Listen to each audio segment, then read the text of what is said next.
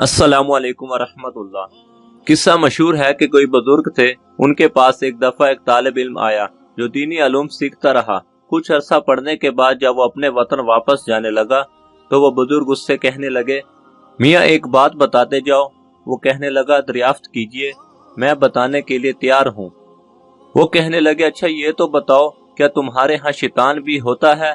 वो कहने लगा, हजूर शैतान कहाँ नहीं होता, शैतान तो हर जगह होता है। उन्होंने कहा, अच्छा जब तुमने खुदा ताला से दोस्ती लगानी चाहिए और शैतान ने तुम्हें वरगला दिया तो तुम क्या करोगे? उसने कहा, मैं शैतान का मुकाबला करूंगा।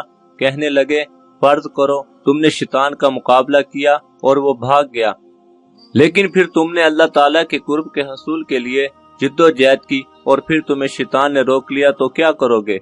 उसने कहा, मैं फिर मुकाबला करूंगा। वो कहने लगे, अच्छा मान लिया तुमने दूसरी दफा भी उसे भगा दिया, लेकिन अगर तीसरी दफा फिर वो तुम पर हमलावर हो गया और उसने तुम्हें अल्लाह ताला के कुर्ब की तरफ बढ़ने न दिया तो क्या करोगे? वो कुछ हैरान सा हो गया मगर कहने लगा, मेरे पास सिवाय इसके क्या इलाज है कि मैं फिर उसका मुकाबला करूं? वो कहने लगे, अगर सारी उम्र तुम शैतान से मुकाबला ही करते रहोगे तो खुदा तक कब पहुंचोगे? वो लाजवाब होकर खामोश हो गया। उस पर उस बुजुर्ग ने कहा कि अच्छा ये बताओ, अगर तुम अपने किसी दोस्त से मिलने जाओ और उसने एक कुत्ता बतौर पहरेदार रखा हुआ हो और जब तुम उसके दरवाजे पर पहुंचने लगो तो वो तुम्हारी एड़ी पकड़ ले तो तुम क्या करोगे? वो कहने लगा, कुत्ते को मारूंगा और क्या करूंगा।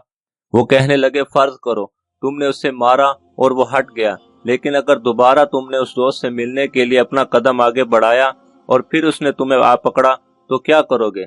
वो कहने लगा, मैं फिर डंडा उठाऊंगा और उससे मारूंगा। उन्होंने कहा, अच्छा तीसरी बार फिर वो तुम पर हमलावर हो गया तो तुम क्या करोगे?